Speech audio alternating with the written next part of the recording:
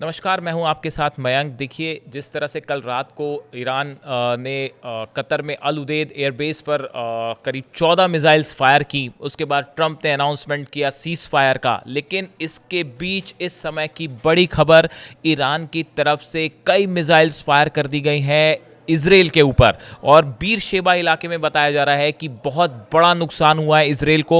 Iran की missiles जो है वो बीरशेबा की कई रिहायशी इलाकों को और इमारतों को हिट किया है, जिससे बड़ा नुकसान इजराइल को हुआ है।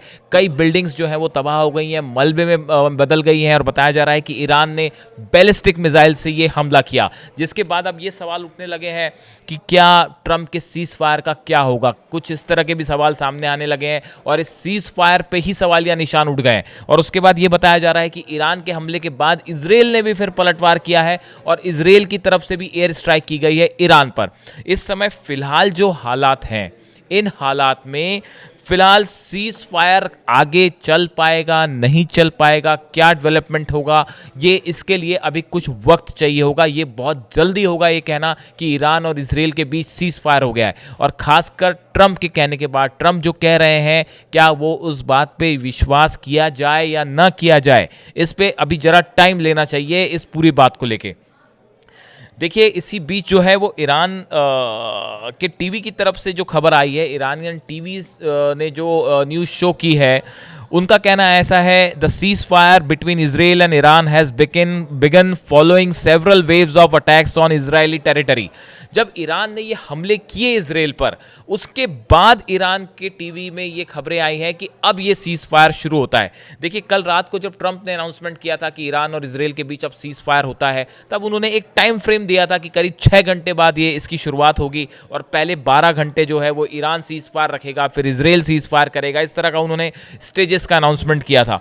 तो उसमें जो शायद 6 घंटे वाली बात थी, उसके खत्म होते होते तक ईरान ने बड़ा हमला किया है इजराइल के ऊपर, बैलिस्टिक मिसाइल्स दागी हैं। देखिए, जो अब्बास अराक्ची हैं विदेश मंत्री ईरान के, इनकी तरफ से मैसेज है, the military operations of our powerful armed forces to punish Israel for its aggression continued till the very last minute. Together with all Iranians, I thank our brave armed forces who remained ready to defend our dear country until their last moment. See, इनका ये कहना ऐसा है Abbas Araghchi साहब का कि Iran आखिरी वक्त तक ईरान के सैनिकों ने लड़ाई की है और इजराइल को करारा जवाब दिया है।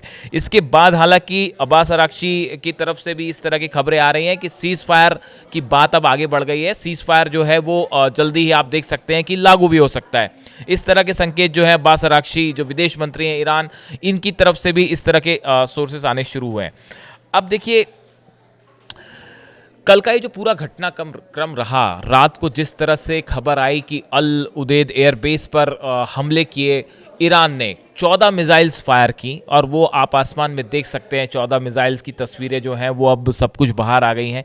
उसके बाद अमेरिका की तरफ से कहा गया कि ये मिसाइल्स से हमें ज़्यादा नुकसान नहीं हुआ है, लेकिन IRGC की तरफ से जो प्रेस कॉन्फ्रेंस करके कहा गया कि हमने अमेरिका का अल उदेद एयरबेस को तबाह कर दिया है और मिसाइल ने सही ठिकाने पर हिट किया है, जिसकी तस्वीरें पता नहीं शायद कभी बाहर आ पाएंगी या नहीं आ पाएंगी। लेकिन ईरान की तरफ से जो दावा किया गया है वो कि बैलिस्टिक मिसाइल्स फायर की गई हैं अल उदेद एयरबेस के ऊपर, जो कि सही टारगेट पर हिट करी, ये IRGC का दावा था। देखिए, उसके बाद जब ये हिट हुआ, उस समय ट्रंप ने एक इमरजेंसी बैठक बुलाई, और उस बैठक में ये तय हुआ कि अमेरिका इसको रिस्पॉन्ड नहीं करेगा। देखिए, अभी जो हालात हैं, इस तरह से जिस तरह से ईरान ने हमला किया अल उदेद एयरबेस पर, उसके बाद ईरान ने कई बातें साबित कर दी। पहली बात, जो इनके सुप्रीम लीडर हैं अली खामेनी साहब, उनकी तरफ से कहा गया था कि किसी कीमत पर ईरान सरेंडर नहीं करेगा, और देखिए वही हुआ। ईरान बिल्कुल सरेंडर वाले मोड में नहीं आया। तमाम दबाव के बावजूद, अमेरिका का दबाव, इजराइल की तरफ से दबाव, पूरे कई यूरोपियन कंट्रीज़ की तरफ से दबाव, लेकिन ईरान अकेला डटा रहा। दूसरी बड़ी बात, ईरान ने ये बात साबित कर दी है कि अकेले इजराइल ईरान का मुकाबला नहीं कर सकता। अगर सिर्फ जंग ईरान और इजराइल के बीच है तो उस पर ईरान भारी पड़ा है। जबरदस्त भाई इजराइल में मची है, जैसा पहले कभी इजराइल के साथ नहीं हुआ। शायद इजराइल ने इसकी कल्पना भी नहीं की थी, नेतन्याहू ने कल्पना नहीं की थी कि तेल अवीव, हाइफा, अशदोद सब शहरों में एक साथ मिसाइल से बड़े हमले हुए हैं, बैलिस्टिक मिसाइल से, जो कि डिफेंस सिस्टम आयरन डोम हो या एरो 3 हो, थार्ड हो, इसे रोकने में बुरी तरह से फेल हुए। ईरान ने साबित कर दिया कि इजराइल पर ईरान भारी है। तीसरी बड़ी बात है कि देखिए अमेरिका पावरफुल देश है, उसने हमले किए जिस तरह से B-2 बॉम्बर से न्यूक्लियर साइट्स को निशाना बनाया गया। उसके बाद इस जंग में एक निर्णायक मोड़ आया, लेकिन ईरान उसके बाद भी न डरा न झुका। ईरान की तरफ से कहा गया कि भाई हम अमेरिका को भी जवाब देंगे, और देखिए वैसे ही हुआ। अमेरिका ने जितने बॉम्ब्स फायर किए थे उससे ज़्यादा मिसाइल्स जो हैं, बैलिस्टिक मिसाइल्स, वो अल उदेद एयरबेस पर फायर की गई हैं। देखिए ये कहा गया कि जितना आप एक बयान जो है नेशनल सिक्योरिटी काउंसिल जो है ईरान की है, इनकी तरफ से बयान जारी करते हुए कहा क्या कि जो तुम पर जिस तरह हमला करे तुम भी उस पर उसी तरह से हमला करो, मतलब टिट फॉर टैट। आपने हमारे न्यूक्लियर साइट्स पे जितने GBU-57 बॉम्ब्स गिराए उससे ज़्यादा मिसाइल्स, बैलिस्टिक मिसाइल्स हमने आपके एयरबेस पर मारी है, अल उदेद एयरबेस पर मारी है। खबरें तो ये भी थी कि इराक के एक एयरबेस पर भी जो है वो धमाका हुआ है, हालांकि उसकी अभी पुष्टि नहीं हो पाई है।